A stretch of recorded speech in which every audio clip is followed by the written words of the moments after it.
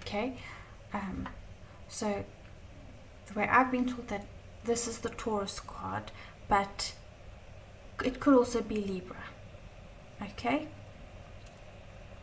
because Libras also, they like nice things, they like dressing up and, you know, taking care of themselves, and they are known to be quite loving in nature, like, you know, their personality types. Okay, so that's the Empress, and next is her counterpart, the Emperor.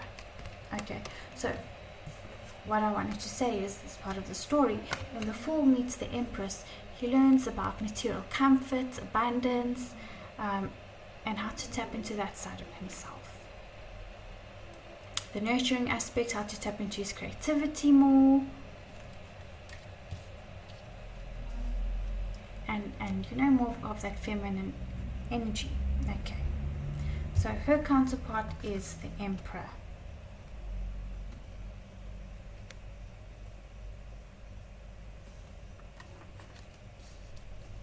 Okay, so you can see he looks pretty stern, okay, and rigid. You can even see like his throne is literally made of like concrete, and there's 4 rams. Are these rams? Rams, I think it's rams. Okay, which symbolize Aries. So this is also the Aries card, which I'll get into just now. And you'll see there's a lot of red here. Okay, so he's quite fiery, and even his shoes are like steel. There's no softness here. There's no softness about the Emperor. Okay, like even if you look at his face, he's like, you know, like that.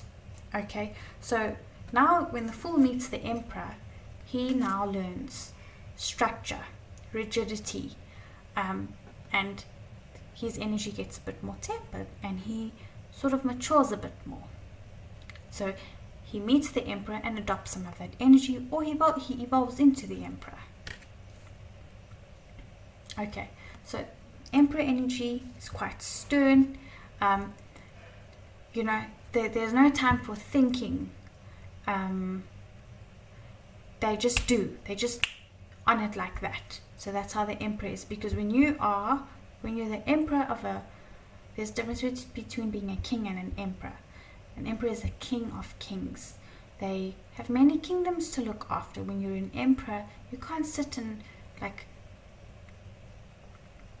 you know, dwindle your thumbs or twindle, or whatever the word is, dwindle your fingers.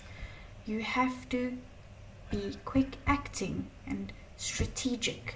Maybe he's not always strategic, but you've got to be quick to look after your empire. That's the word I was looking for. So people don't die. Okay, so that's the Emperor energy. So we've gone through the Fool, number 0, the Magician, the High Priestess, the Empress, and the Empress so far. Okay, and this is also the card for Aries. Okay, and Aries is part of the fire element. Okay, I should have mentioned earlier that the Empress, if you look at her as Taurus energy from like a female perspective, feminine perspective, is earth element. And then if you look at the Empress Libra perspective, that would be air energy. Okay, and then High Priestess is water energy, cup suit. Okay, and then straight after that, the Fool meets the Hierophant, so the Pope. Okay, the Pope, as I said earlier, is the counterpart to the High Priestess. Okay, so some of you might get a bit confused because as far as I know, popes and like priests are, don't generally get married. from what I know, I'm Hindu, so please forgive me if I'm wrong, but from what I do know is that they don't get married. Okay, they usually live a life of celibacy. So this does not represent like husband and wife sort of. This represents the temple. Okay, so this is the temple, and then this brings the control and the structure. So that's how the counterpart works. Hope I'm making sense. I may have to clarify that further for you later at some point in time, but that's the gist of it. So now with the Hierophant, or another word for the Hierophant is the Pope. Okay,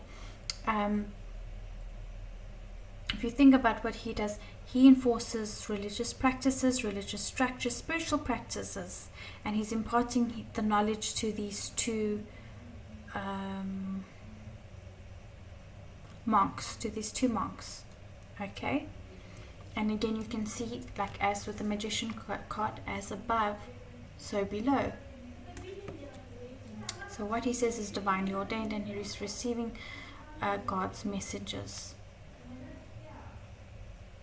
Sorry about the noise in the background. Family's talking loud. It's Christmas Eve.